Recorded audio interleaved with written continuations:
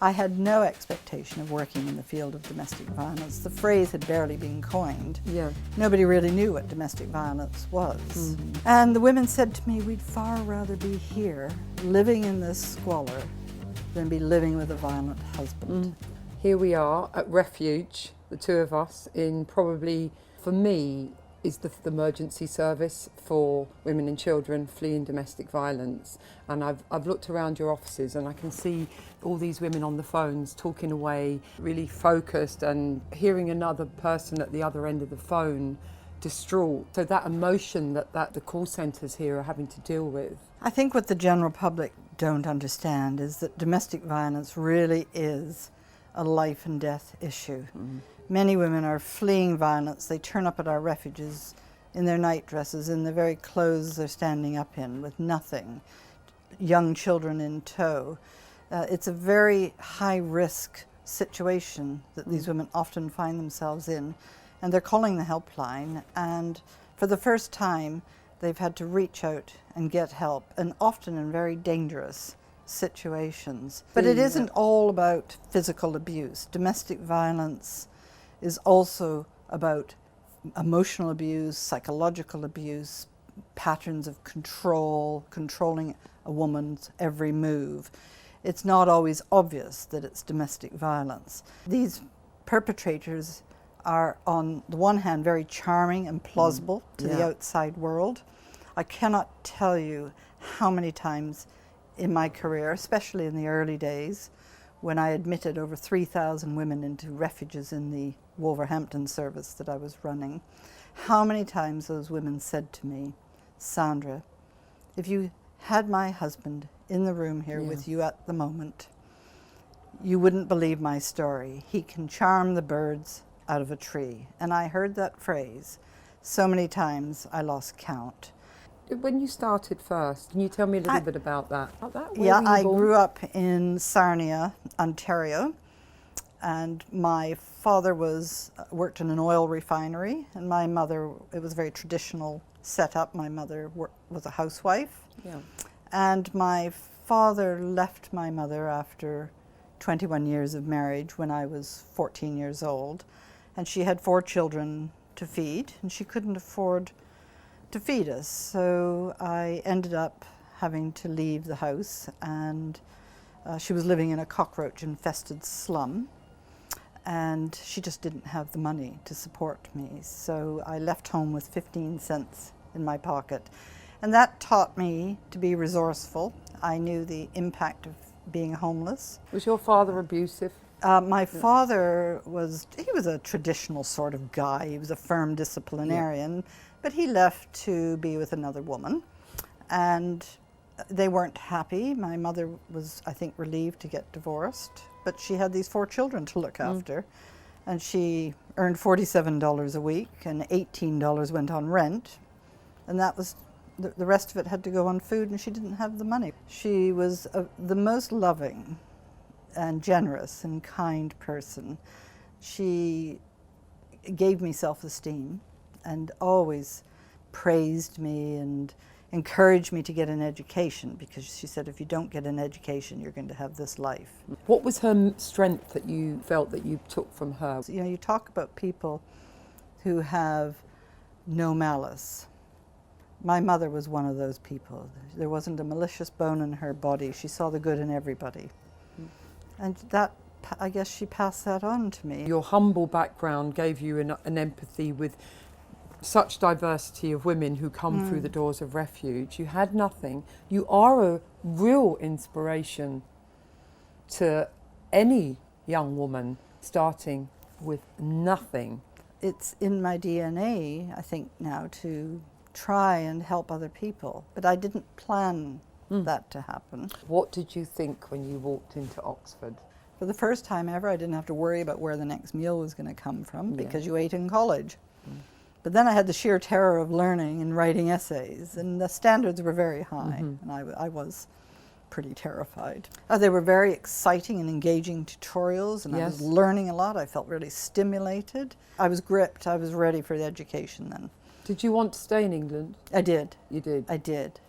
And I won this scholarship to do my final year at Birmingham University, which formed part of my Canadian degree. And I wrote hundreds of pages of essays. And I was living in Shropshire. And so I opened up the Shropshire Star, and I saw a job advertised for a director of a project for homeless and abused women in Wolverhampton. And I thought, well, that sounds really interesting. And on a whim, I applied. And I was in the middle of my university year, and I was offered the job. I later found out that I was the only applicant, and that was it. I had no expectation of working in the field of domestic violence. The phrase had barely been coined. Yeah. Nobody really knew what domestic violence was, neither did I.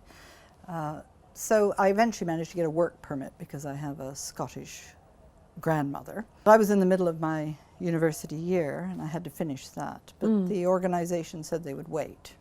And I worked with homeless and abused women, girls coming straight out of care, women with mental health problems, battered women, Asian girls avoiding arranged marriages, what they called arranged marriages now and termed forced marriage these days. Nothing prepares you for gender inequality, an understanding of gender inequality, than working with women who are battered and beaten. So you had a real intensity punch of domestic violence Very. come at you straight away. Straight away. And really, And it was a very practical job. you just had to get on with it. You had to get on with it. These It's were like the baby's coming almost, you have to deliver it, even though I've never delivered a baby before. Exactly. Isn't it? It's exactly that like kind of an that. emergency. You know, they were beaten and battered and terrified and poor and homeless. And you put poverty and homelessness and domestic violence together. Yeah. That's pretty challenging to deal with and very stressful for the people concerned and stressful for me at the time, and now all my practitioners deal with. It's a very dynamic environment. Risk is dynamic. And these men would turn up regularly at the refuges. Did you have security there, or just the door which was reinforced? And it was perhaps? a hovel. I worked in Wolverhampton for 5 years, and then I went to work in Chiswick, running the world's first refuge in the Chiswick High Road. And it was just squalid. There were rats, mice, cockroaches, great big holes in the walls, 150 women and children sleeping head to toe in an 8-bedroom Victorian house, mattresses everywhere, wherever they could find a space to sleep. 150 women? 150 minimum, maybe 100 more. I couldn't believe this. Because you had to take them in, you weren't turning anyone from the door, really. No, and I was interviewed. From that interview, I found out later I was one of 2 applicants, but at least I'd had 5 years experience. The other was a 22-year-old who'd run a bakery. So there wasn't a lot of competition for either of those jobs, and people didn't want to do that work. No. It was considered, low-status work, really, and I think it's very different now. And socially under the carpet. All that stuff. Wasn't it's a hidden problem. Yeah. These women enjoy it, they deserve it. Why should we help people who don't help themselves? They wind their husbands up, and there was a lot of judgment going on. And I thought the Wolverhampton houses were bad, and I thought my mother's flat was pretty bad. There was nothing that could have prepared me for the Chiswick Refuge. When you walked in those doors for the first time, were you on your own? I was. I was the only paid worker. And was there anybody there when you got there?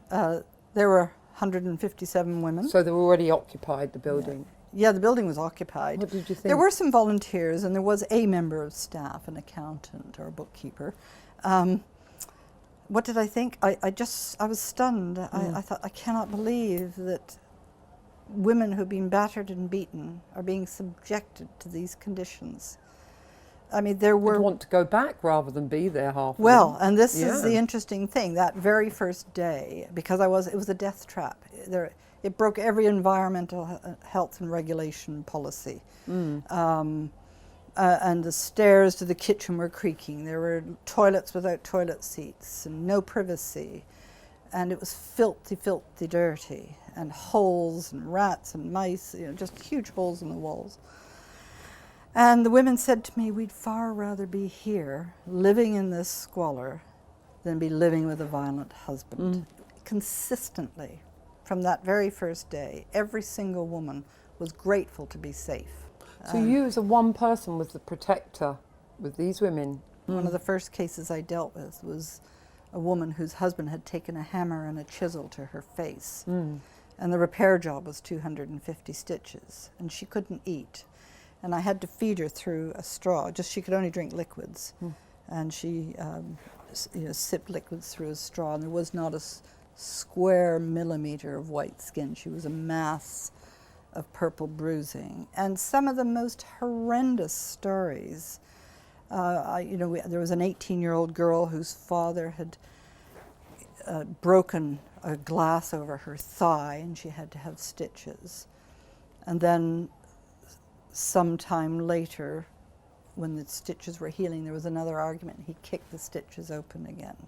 I had a case of a woman who was confined to a wheelchair, because people used to say to me, they provoke it. Yeah. I had... That was the saying then, wasn't it? They provoke it, she must have like deserved it. She must have deserved it. But this man assaulted her in a wheelchair, and she was black and blue. Whatever the provocation, whatever the circumstances, no one is entitled to hit another person. In every relationship, we say and do things we later regret. You're not entitled to hit somebody. No. Domestic violence is against the law. Assaulting a person is against the law. I have to say that in the first 25 years of my career, being on the front line, there was not a single prosecution of any of these men. And when I started working in Chiswick, I said to the board at the time... Because it was up to the woman then to press charges, wasn't it? That's right. And they were terrified to give evidence. But even then, the police didn't want to know. Yeah. They weren't encouraged to give statements. Well, what did you do to make him hit you? Yeah. I had one police officer bring a perpetrator to the Refuge carrying flowers, revealing the location of the woman, which was meant to be a place of safety. The practice was just lamentable. They did not see it as a criminal offence. No, the police had an attitude. It's a domestic. Then. Yeah, it's a These domestic. are just domestic. Yeah. Such a common phrase. Yeah. And everybody blamed the women for the abuse. You must have done something to make him do this to you. Well, it's a choice you make. We are all responsible for our choices. A woman cannot make a man hit her. It's a choice he makes. He may be provoked. Yeah. I'm not saying women are angels, and people do row, and we say and do things we shouldn't do and regret, but you're not entitled to beat a person up because you're having a row. And children witness domestic violence. 2/3 of our clients are children, and it is terrifying and traumatizing for children to watch the person they love and trust most, their mother, be beaten.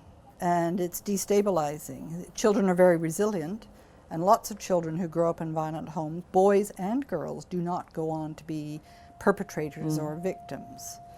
And I think people forget that boys are affected by domestic violence. Lots of boys grow up to be nonviolent and respect women. But equally, in our culture, in our society, men have more power over women, and there's an imbalance of power, and wherever there's an imbalance of power, it's inevitable that some men will abuse their power. That doesn't mean that we are anti-men. No. We are anti-violence. It's a myth to think that just because you grow up in a violent home, you are going to become a wife beater. Would you find that quite a lot of them are quite the opposite? Because some are. Yeah. Some boys who've grown up in violent homes have been repelled by violence against women. And Sir Patrick Stewart, our patron, grew up watching his mother being abused by his father. Yes.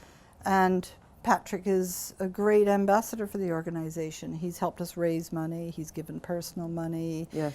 He's publicly campaigned on behalf of abused women for his mother. He often tells me, I do this for my mother, and he wants to help other women, and he knows what it was like to grow up in a violent home, and so he's giving back. With a lot of women, young girls, if you're brought up in an environment which is violent, and it's every day growing up, and you see your mum been beaten up or verbally abused or whatever, do you find a lot of those girls they don't know anything different, so they go into relationships where they don't know anything different, they don't expect anything different. The root of the problem lies in gender inequality. Yeah. It's about discrimination against women. Domestic violence is an abuse of power. It's about control. Growing up in a violent home does not make a woman a victim. That is a myth. I'm not saying it doesn't affect women or that it doesn't affect boys who grow up in violent homes, but women do not choose violent men. They aren't addicted to violent relationships. Women often don't know at the beginning of a relationship that it's going to become abusive because the men are so charming and so plausible. There is no typical victim. Women come from all walks of life, and they can't know at the beginning that they are necessarily embarking on a life with a violent man, because the cracks only begin to appear once she's made a commitment. Once that commitment's been made, it's very hard to extricate yourself from that relationship. Yes. And then the men are very manipulative. You made me do this. It's your fault. Yeah. I'm not like this with other people. And it's, in a Same way... stories, though, you hear. Did you hear the same stories all the Same time? pattern over and over. So they're very plausible, but they're Dr. Jekyll Mr Hyde characters, and they switch readily from charm to rage, especially behind closed doors. And they present a very different face to the outside world. It's that phrase, what goes on behind closed doors. And people don't want to believe, the woman thinks they're not going to believe me. That's right. Isn't it? Yeah. And over time, you're in this relationship, you might have children, you may not have any money, anywhere to go, you start to internalize the criticism. Maybe it is my fault because he's not like this with other people. Yep. Abusers distort a woman's... Is that a common thing? Very common. Yeah. Abusers distort a woman's reality and make them feel that it's their fault. You make me do this. I'm not like this with other people. It's all down to you. So what happens is, the women don't like the violence. They are often very terrified because the men will threaten to kill them or to humiliate them.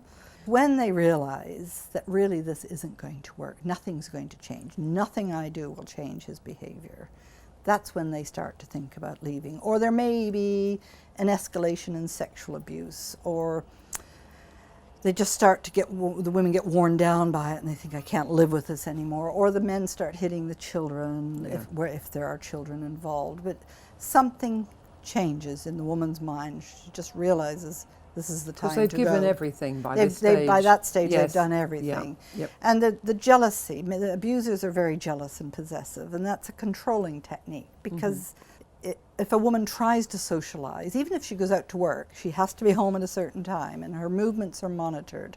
There are constant accusations of jealousy, unfounded accusations most of the time in my experience. So they stop socializing and they become isolated. The jealousy is a technique of control. The men systematically isolate women from family and friends. I mean, it's not just sexual jealousy. I can remember in the Chiswick Refuge, this woman was really hugging her child. He was a 4-year-old, and she was being extra affectionate. And I said, what's this about? And she said, well, I'm not allowed to hug him at home. He's afraid he'll become gay. What do you think that is, though, in a man to do that? Other people are perceived as a threat. The men, at a very deep level, fear abandonment, and they expect their wives or girlfriends or partners to fulfill all their emotional needs. And it's about control. These men are often very sexist and expect to keep their wives or partners in line and to dictate. They have very sexist expectations.